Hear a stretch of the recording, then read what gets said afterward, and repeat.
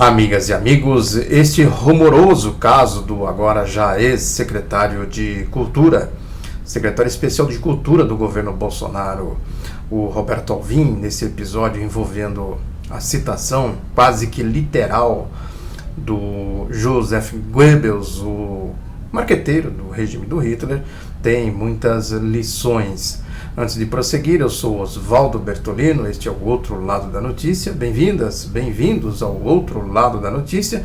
Peço para você dar o like, para você compartilhar, para você se inscrever, para você comentar, enfim, dar a dinâmica aí do Outro Lado da Notícia.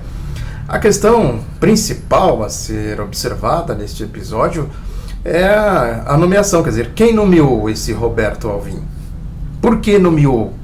Quais são as ligações do Roberto Alvim com o governo Bolsonaro?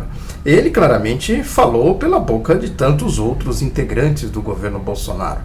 Se a gente pegar, por exemplo, o que anda falando o chanceler Ernesto Araújo, o que diz esse ministro da Educação, esse tal de Abraham Weintraub, não são manifestações de nazifascismo? Isso para não falar do presidente da República.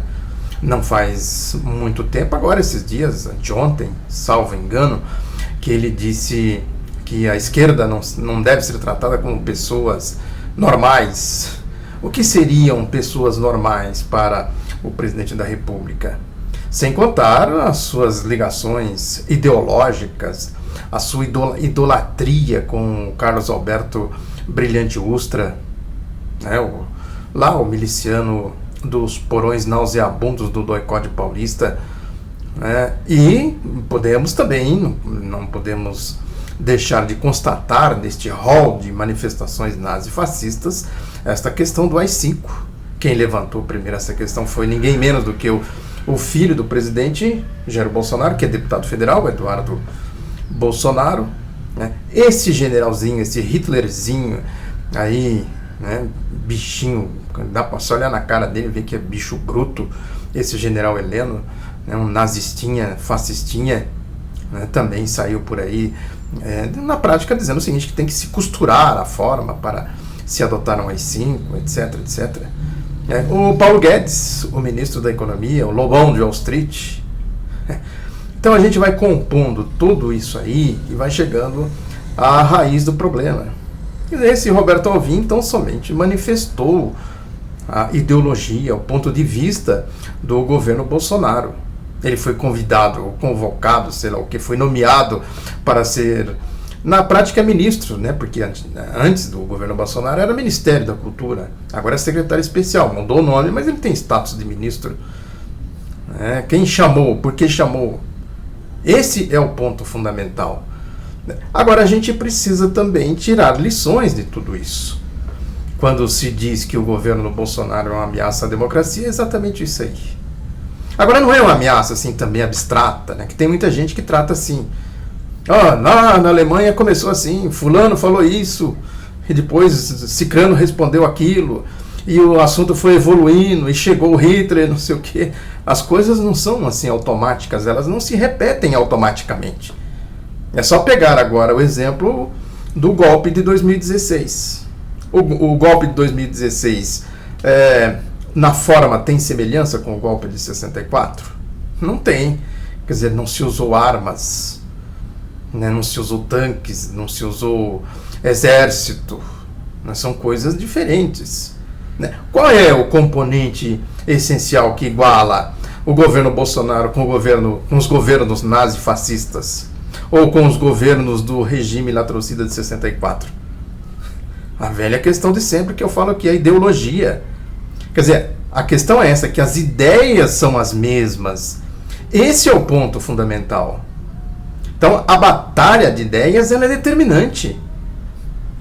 Mais do que combater aqui, combater ali, né, combater pontos isolados do governo Bolsonaro, é preciso combater a ideia que levou o governo Bolsonaro, né, que levou à eleição da chapa do Bolsonaro e, consequentemente, a nomeação da sua equipe, aí, dessa turma toda. A ideia que moveu o golpe de 1916, de 2016, é a mesma que moveu o golpe de 1964, que por sua vez é a mesma que moveu a ascensão do nazifascismo. O que leva as pessoas... Esse é um outro ponto importante. O que leva as pessoas a terem uma ideologia, a terem uma ideia? Tem fatos concretos, aquela velha questão que eu sempre digo aqui, do concreto para o abstrato. Tinham fatores concretos que levaram ao desenvolvimento da ideologia do nazifascismo.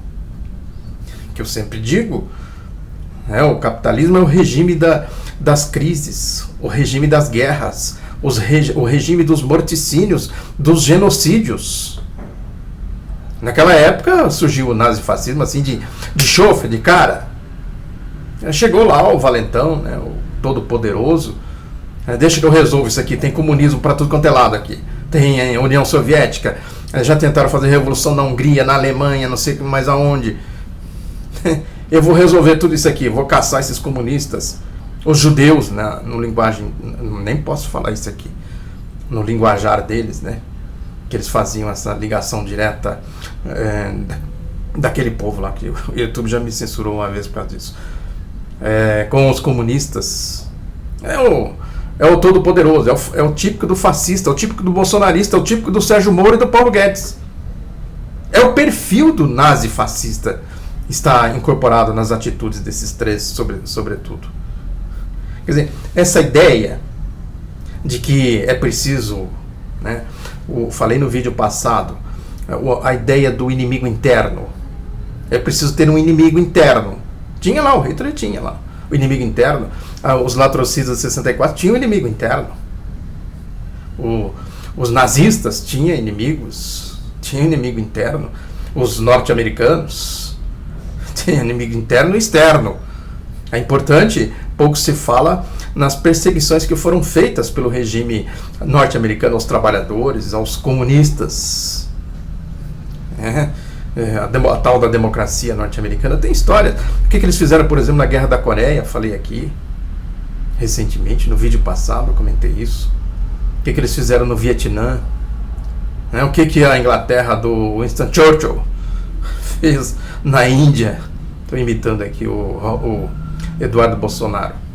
O que a França fez na Argélia, e etc. Aqui na América Latina, o regime aqui dos latrocidas, do Plano Truman. Então, a ideologia vai levando as pessoas a terem um comportamento político. Este é o perigo. Eu disse, lá naquela época, naquela circunstância, uma grave crise do capitalismo, a Grande Depressão de 1929, precedida da Primeira Guerra Mundial, a maior tragédia da história da humanidade. Agora, o que nós temos? As ideias são as mesmas, a crise é a mesma, os personagens históricos, portanto, são os mesmos. Aí, evidentemente, que os métodos são outros. Hoje eles criticam, condenam. Tem essa história aí deles dizerem que o nazismo é de esquerda? Por quê? É evidente que isso é uma insanidade, uma sandice, mas para o marketing deles isso é importante. Se distanciarem dessa ideia, que é a ideologia deles.